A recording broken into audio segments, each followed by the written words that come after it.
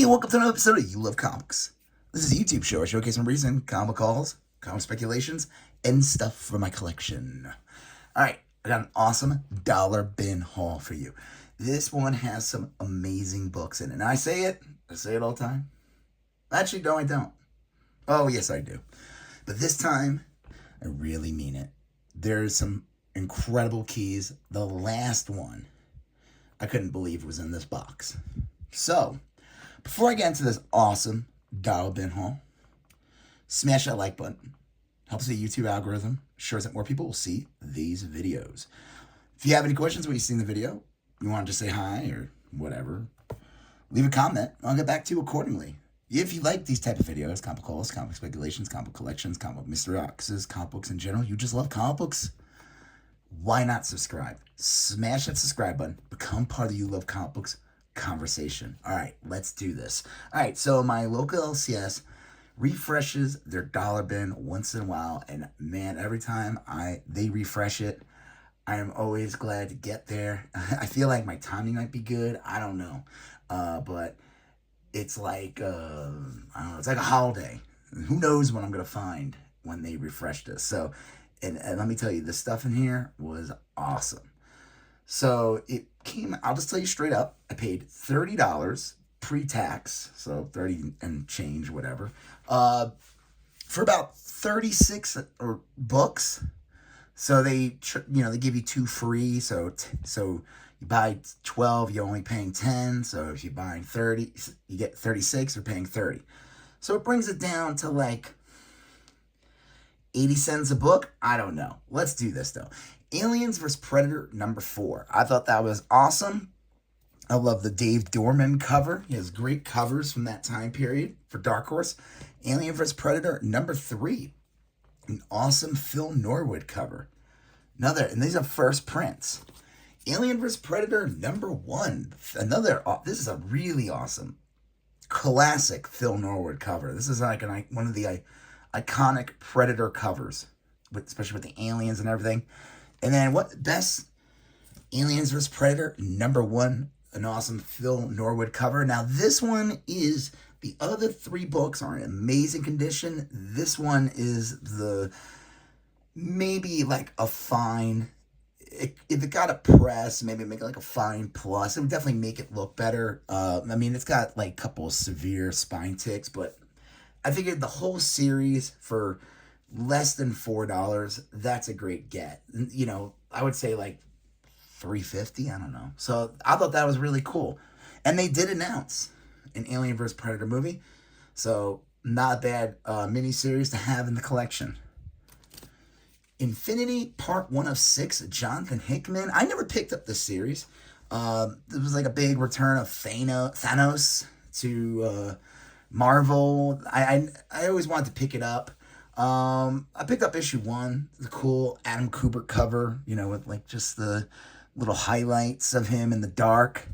And then I picked up issue 3, which is a Scotty Young cover, which is an awesome, funny Black Bolt versus Thanos, blowing off his clothes. And of course, we know if he actually did that to Thanos, it would probably be more than that.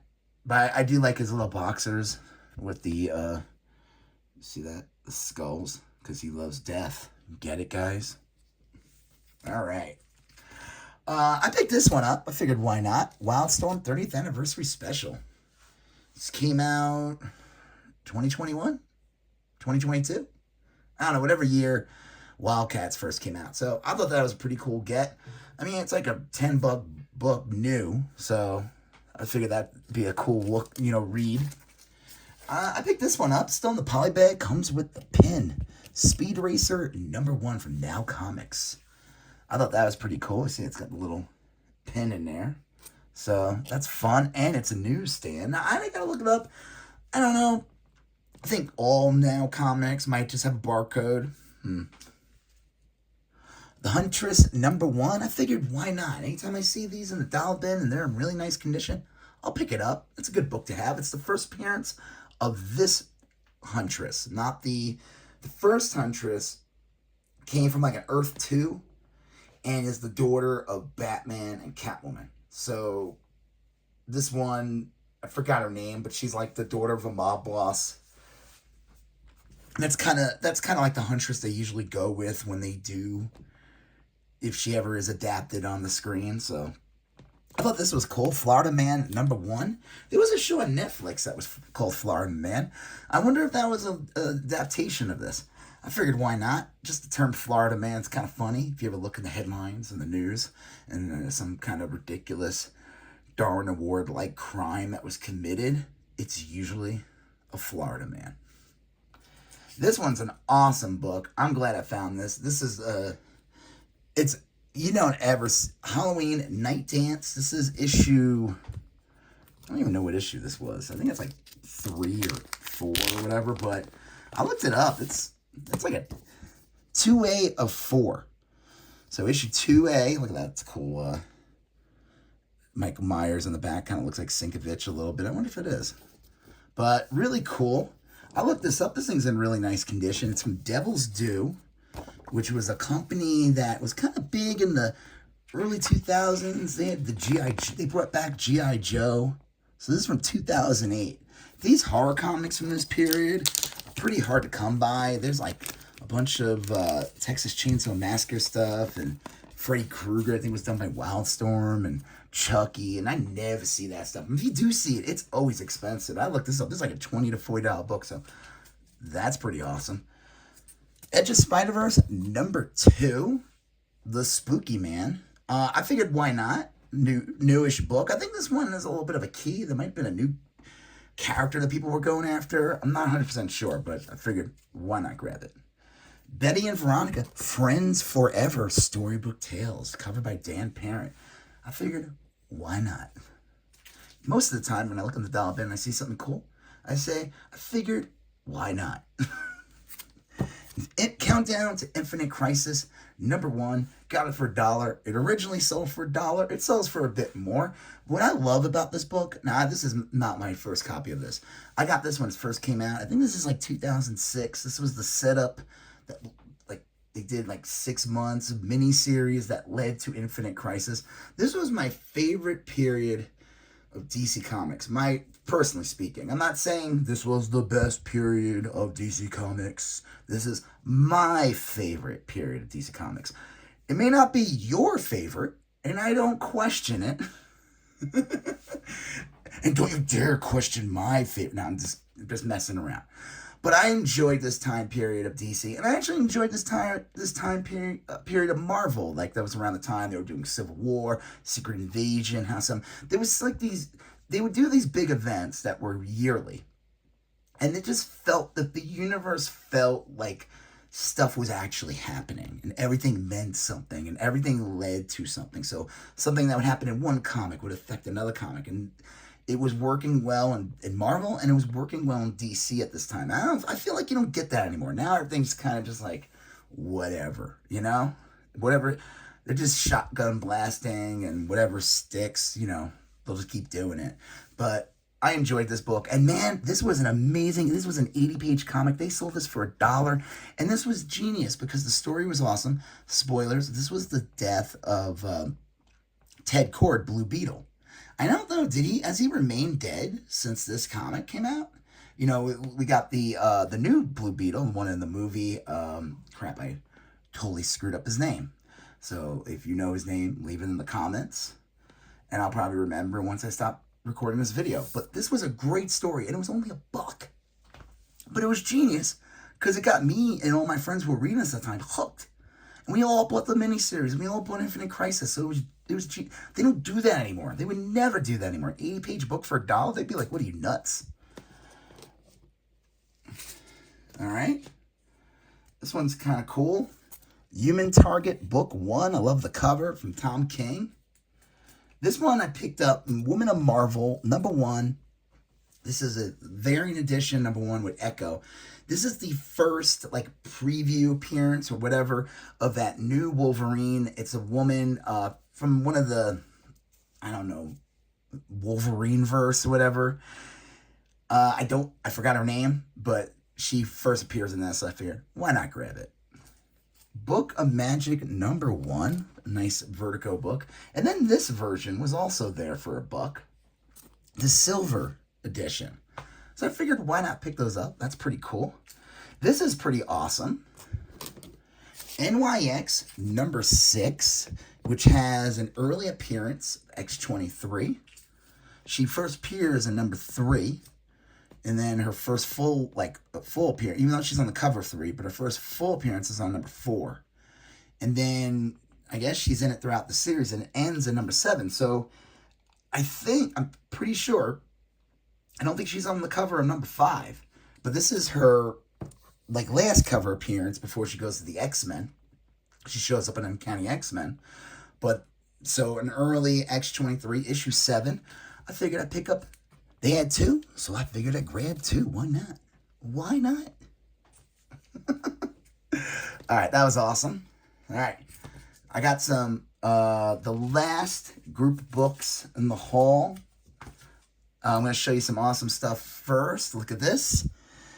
Flair prints Deadpool number 1. Not number 1. It's just an oversized card. Flair 94. It is the Heroes World Distribution Company 6th Annual Conference from 1994. So this was an exclusive card. There were 2 of them in the bag. I figured, that's awesome. I just grabbed them. I knew nothing about them. And I came home and I looked them up on eBay. And this sells for $50. Easily. I looked, last sold, one sold for 60, one sold for 40, one sold for 50.